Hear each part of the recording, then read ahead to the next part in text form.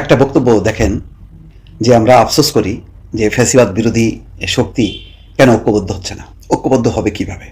নাহিদ ইসলাম এনসিপির প্রধান, তিনি কি বলছেন? চাঁদাবাজ আর মুজিববাদের নতুন পাহারাদার বিএনপি। প্রথম কথাটা বলি, দুইটা অভিযোগ, চাঁদাবাজ আর মুজিববাদ। চাঁদাবাজের যেই কথা বলা হচ্ছে সেটা তো ওই সোহাগ হত্যাকাণ্ডের ঘটনার প্রেক্ষিতে আরও অনেকগুলো হয়তো ঘটনা, কিন্তু একটা দল যার বয়স এখন 1 বছর হয়নি তার বিরুদ্ধে মারাত্মক সব অভিযোগ আছে। তাদের পিএসএর বিরুদ্ধে বিভিন্ন টেলিফোনে গণমাধ্যমে প্রকাশিত হচ্ছে যে কি পরিমাণ তারা চাঁদা তুলছে, চাঁদা নিচ্ছে। তো সুতরাং কেউ কি বলবে এখন যে এই সমন্বয়কের নামে বা এনসিপির নামে এরা চাঁদা তুলছে না? এরা একেবারে খুবই মানে একেবারে চাঁদা ছাড়া রাজনীতি করছে। মানুষের কাছ থেকে, ব্যবসায়ীদের কাছ থেকে, বিভিন্ন ব্যবসা প্রতিষ্ঠানের কাছ থেকে, কাদের কাছ থেকে কত পরিমাণ চাঁদা নিচ্ছে এগুলি অনেকেই কথা বলছেন, গণমাধ্যমে আসছে। এই যে একটা রিপোর্ট প্রকাশ হলো, যে অডিও ভাইরাল হলো, 7 লাখ টাকা এক মহিলার কাছ থেকে চাঁদা নেওয়া হয়েছে এবং ওই মহিলা 38 লাখ না কত জানি এ পর্যন্ত দিয়েছে। কেন দিচ্ছে, কেন নেওয়া হচ্ছে, সেই ঘটনাগুলো আসছে কিভাবে? আরও অনেক 1 কোটি 1.5 কোটি থেকে শুরু করে 100-150 কোটি টাকা পর্যন্ত অভিযোগগুলো কিন্তু আসছে, গণমাধ্যমেই সেগুলি প্রকাশিত হচ্ছে। এখন দেখেন যে সেই অভিযোগটা তারা আনছে কখন? যখন কি একটা বড় ঘটনা ঘটে গেল মিটফোর্ডে, যেখানে চাঁদাবাজ, সন্ত্রাস, নৈরাজ্যের বিরুদ্ধে সারা দেশব্যাপী বিভিন্ন দল সংগঠনের বিরুদ্ধে অভিযোগ তোলপাড় হচ্ছে, তখন ঐক্যবদ্ধ থাকার কথা, সেখানে এই অভিযোগ তুলল। আর একটা অভিযোগ হচ্ছে মুজিববাদের সংবিধান বাংলাদেশকে এগোতে দেয়নি। সেই মুজিববাদী সংবিধান, 72-এর সংবিধান এখনো টিকে রাখতে হচ্ছে। মুজিববাদী 72-এর সংবিধান না, এটা স্বাধীনতা পরবর্তী প্রথম সংবিধান, যেটা মুক্তিযোদ্ধার স্বাধীনতাকে লালন করে। এই সংবিধান কাটাছেঁড়া হচ্ছে, আরও পরিবর্তন করে, সংশোধন করে আরও যুগোপযোগী করার কথা বলা হচ্ছে। এই সংবিধান কাটাছেঁড়া করে যেমন একদলীয় শাসন, আবার এই সংবিধানের মধ্য দিয়ে আবার বহুদলীয় শাসন এসছে।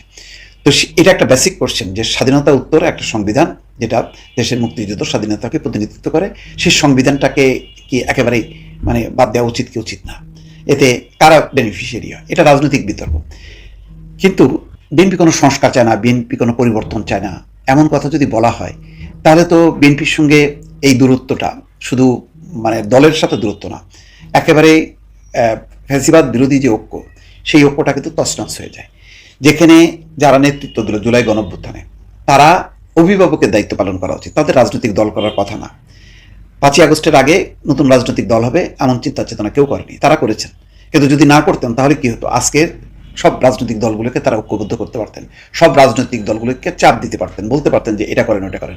কিন্তু তারা নিজেরাই একটা পার্টি, একটা পজিশন যখন নিয়ে নেয়, তখন তারাও একটা পক্ষ হয়ে যায়। তখন আর এমন কেউ থাকে না যারা সবাইকে ঐক্যবদ্ধ করবে ফ্যাসিবাদ বিরোধী যে লড়াই সংগ্রামে যারা ছিল তাদেরকে।